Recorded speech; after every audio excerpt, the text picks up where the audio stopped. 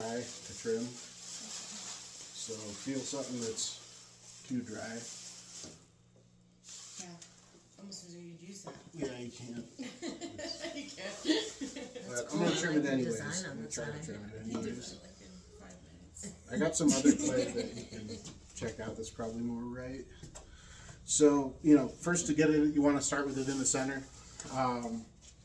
You can use the little rings to sort of help find your way a little closer into the middle. And while it's sitting there still, I'm going to just kind of bring my needle tool into the side here.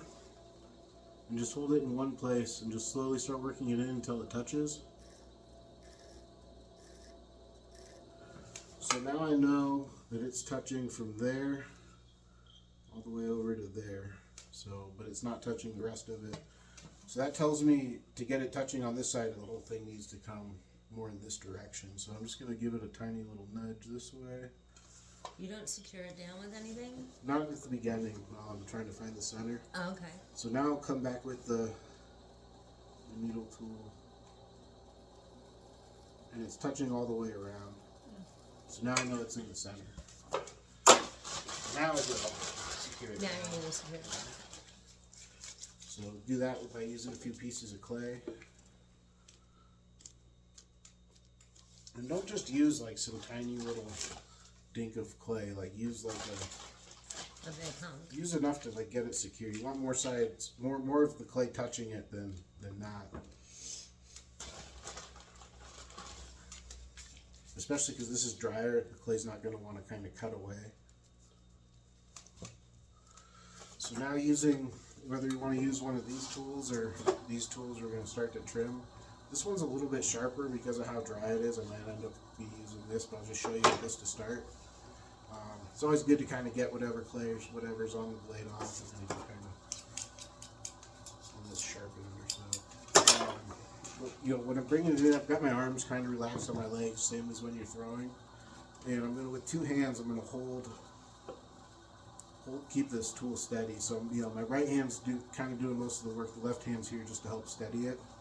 I'm working kind of, I guess, maybe 3:30, 4 o'clock or so. I'm just going to start cutting away.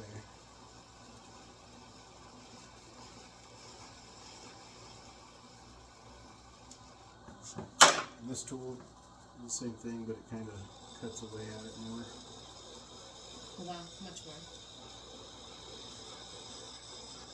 So you're cutting away at it, I'm sorry, just because I'm like, this is like a really newbie thing Yeah, for no, me. the questions are good. So like, are we cutting this down from the stump, or like, are you cutting it down going down? I don't necessarily understand. Basically, I'm just kind of trimming off the bottom of the bowl. Before I cut this away, there was a whole bunch more clay that was sitting on here. I'm just kind of So you're cutting making a it lip. away. Yeah, so they start like this. It's called just trimming the foot. So it looks like this after when I cut it off the wheel, so like kind of just finish it. Making I'm it gonna into trim the away. actual shape. Okay, gotcha. Sorry. Yeah. Because you missed the first class when we made these bowls, and so now I'm showing how to kind of finish the Well, now I'm the kind of looking at trimming. hers too, because yours look kind of done. Hers looks a little less, and I can see where she needs to do that. The trimming. Right.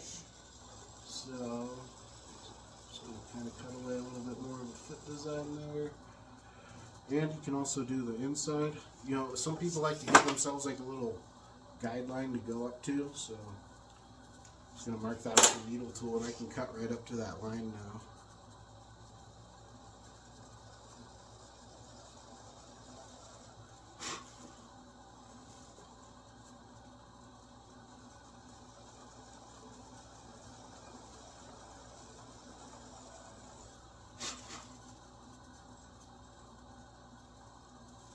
It's almost kind of like turning wood. You're just sort of cutting away.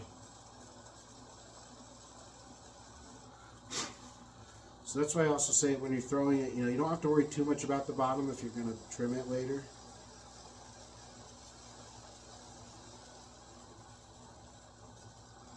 But you do want to remove some of the clay, because if it's too thick when you start out,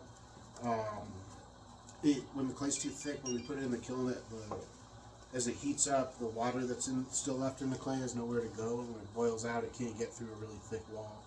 So it's nice just to have it. We don't really want to go above like 3/4 of an inch if you can help it, as far as thickness goes. And depending on what you're making, you know, about 7 meters is usually pretty good thickness if you can get that all the way through.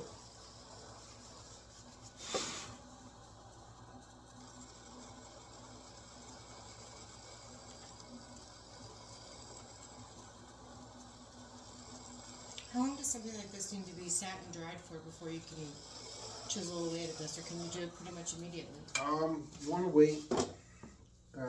It depends on the time of year. Right now, like in the summer when it's hotter out and you can set stuff outside, you can throw something at the beginning of class and trim it by the end sometimes. But where right now it's, you know, if it just sits inside, it's probably, I don't know, it could be usually like the next day or wait until at least. Okay. And So depends not how as tightly, sleeping then. depends how tightly it's covered too, yeah. Gotcha. After you've trimmed it, a good thing to do is sign your name on here, and don't just do it with one of these needle tools. It's just kind of thin, that fills in with glaze. It doesn't show as well. So if you can do it with something a little thicker, there's like some pencils over there. Those work really good. That'll help. That's just good for signing your name, and you want to sign it because there's a bunch of people in here, and everyone's stuff looks the same. At the end of the first class? Yeah, I bet.